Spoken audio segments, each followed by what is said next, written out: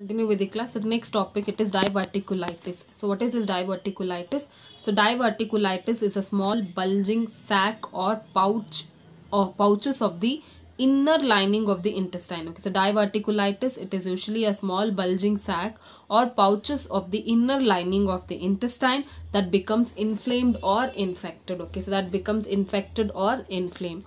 So diverticulitis is a small bulging sac. Okay, diverticulitis, it is a small bulging sac or pouches. It is a small bulging sac or pouches of the inner lining of the intestine. Okay, so diverticulitis, it is usually a small bulging sac or pouches of the inner lining of the intestine that becomes inflamed or infected. Okay, that becomes inflamed or infected. So it is a condition in which diverticuli, okay, it is a condition in which diverticuli in the colon rupture. Okay, it is the condition in which the diverticuli in the colon gets ruptured. Okay, it is a condition in which the diverticuli which is there in the colon gets ruptured. Okay, it gets ruptured. The rupture results in the infection in the tissues that surrounds the colon. Okay, so that the rupture usually leads to infection of the tissues that is surrounding the colon.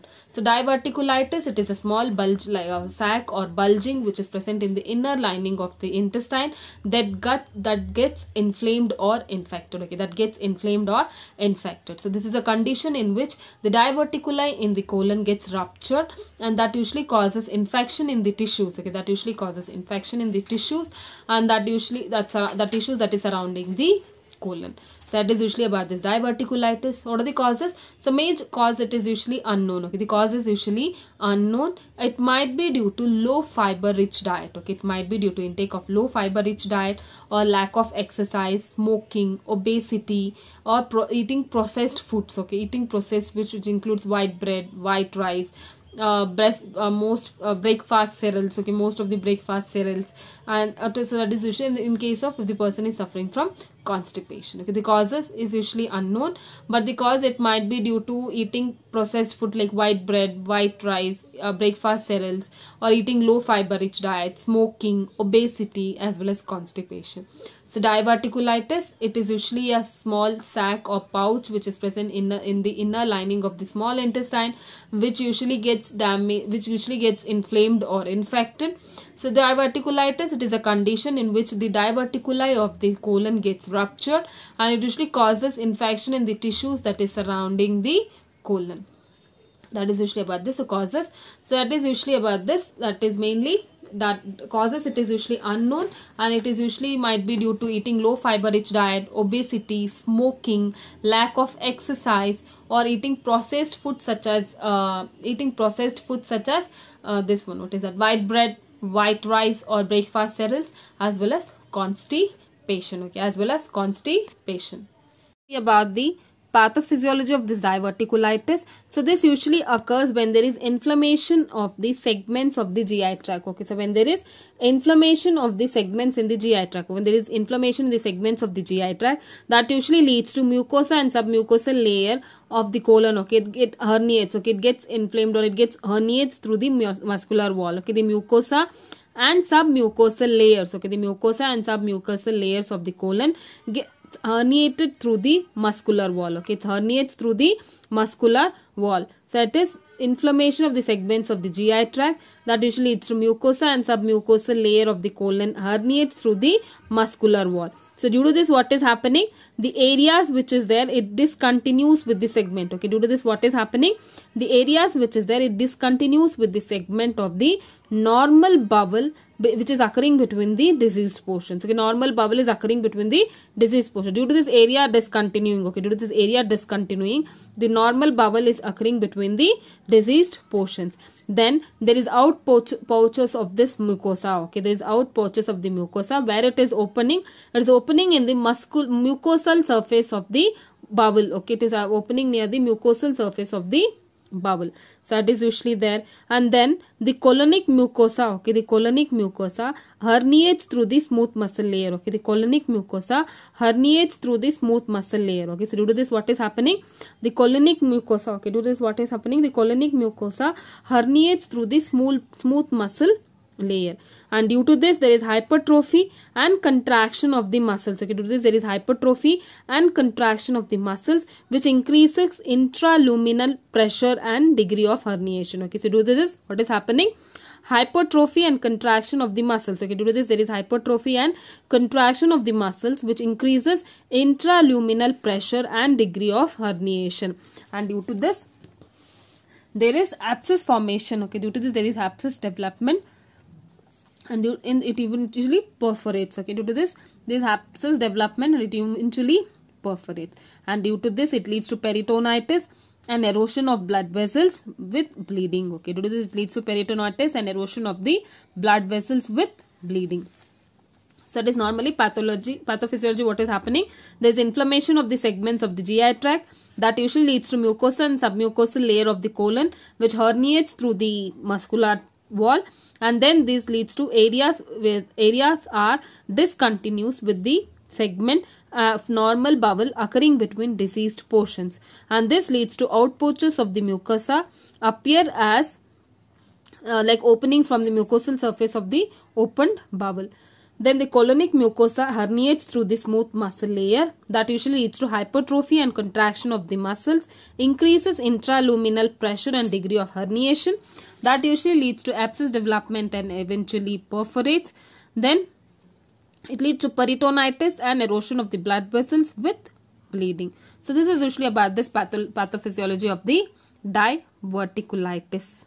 About the clinical symptoms of this diverticulitis. So normally the few person with diverticulitis will not have any symptoms. Okay, they will not have any symptoms, but they will be having like blotting as well as cramping. Okay, so the few patients with this diverticulitis will not have any symptoms, but they will be having blotting and cramping pain. Okay, they will be having blotting and cramping pain in the lower part of the belly. Okay, in the lower part of the belly. Okay, so most of the people with this diverticulitis will not have any symptoms, but they will be having cramping and cramping and blotting in the lower part of the belly. And symptoms, if it is usually there, then the symptoms that, if at all, if the symptoms are present, so symptoms that will be seen, it is mainly tenderness. Okay, they will be having tenderness in the lower side of left lower side of the abdomen. Okay, so this will be tenderness that is usually seen in the left lower side of the abdomen.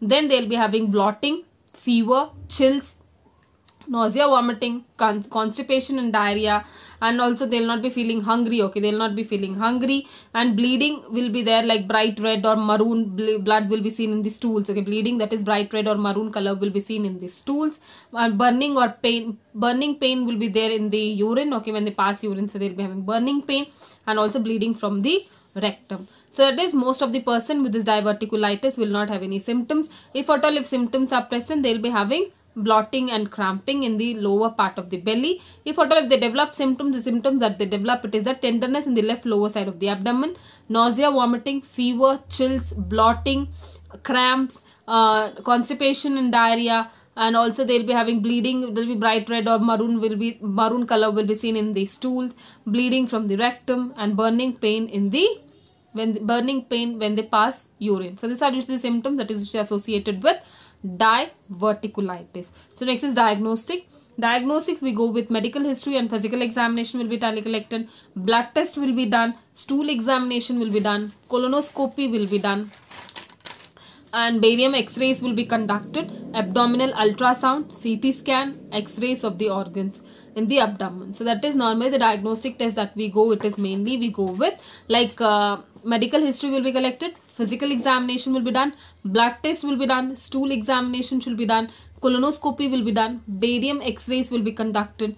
Abdominal ultrasound will be done. CT scan will be done, as well as abdominal x-ray will be done. So this is usually about the diagnostic evaluation that is usually done. So next is management. So management mainly includes like medical management will be there, as well as surgical management will be there. So medical management, so it mainly depends upon the severity of the symptoms. Okay, it mainly depends upon the severity of the symptoms. If the symptoms are very severe, then the person should be hospitalized immediately.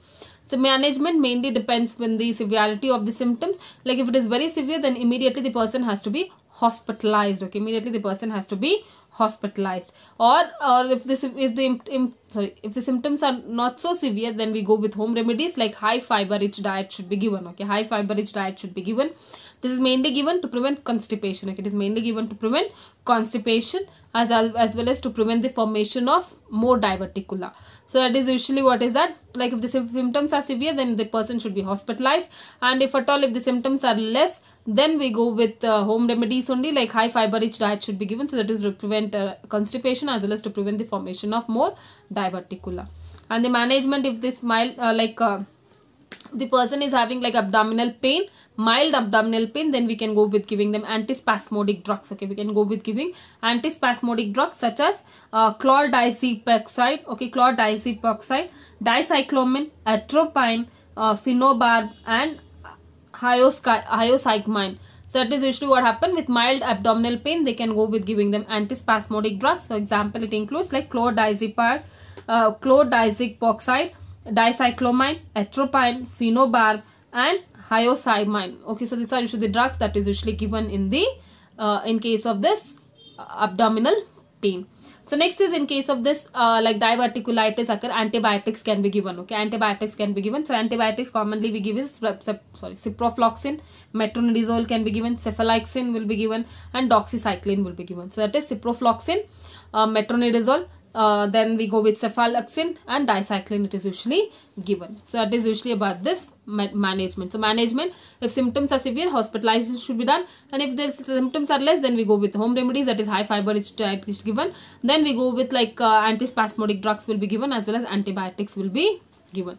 So next is surgical management. So in case of the surgical management, we go with performing surgery in those person who are having like abscess formation is there, or if there is like they are not responding to antibiotics. Okay, if they are not responding to antibiotics, and also if they are having continuous bowel obstruction. Okay, so that is if the person is not responding to the medical management treatment like giving antibiotics, or they are like persistent bowel obstruction is there, as well as there is abscess formation. So in such person we go with doing this surgery. So what are the surgical procedures that we go to? Is mainly we go with primary bowel resection and bowel resection with colostomy.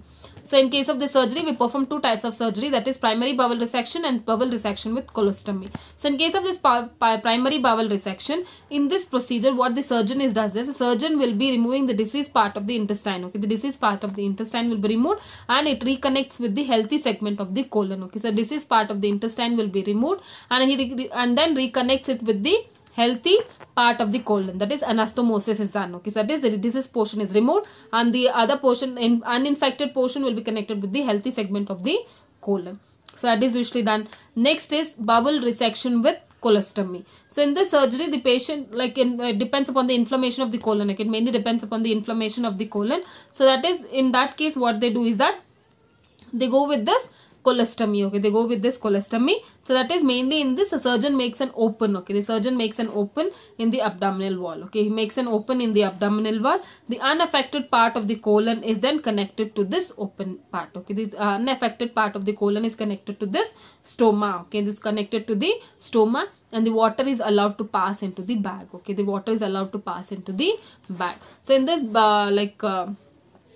bowel resection with colostomy, so it is mainly done in this, the surgery is necessary when there is inflammation of the colon. So what a surgeon is done, the surgeon go with this colostomy. So what is that, it makes an open in the abdominal wall, and then the unaffected part of the colon will be connected to the stoma, and then the water is allowed to pass into the bag. So this is usually the surgical procedure that is usually performed in case of diverticulitis. So it is, the surgery is performed when the person is having like abscess, is not responding to antibiotics, as well as there is persistent bowel obstruction. Okay, if there is persistent bowel obstruction, so that time usually they go with this surgery, like primary bowel resection is done. So in this, mainly the disease part is removed and it is connected to the healthy part of the colon, and that is anastomosis will be done. And the bowel resection with colostomy will be done like they'll make an open in the abdominal wall, and then it is connected to the unaffected part of the colon will be passed into the stoma, and the water will be allowed to pass into the bag. They will be connected with the bag. So this is usually about this surgical procedure as well as the medical management of this diverticulitis. So diverticulitis, it is nothing but, in fact, like there will be like diverticulitis is a small bulge or pouch which has been present in the intestine. It gets damaged or it gets ruptured. Due to this, the tissue gets infected tissue gets damaged and it causes the infection. So this is about this diverticulitis.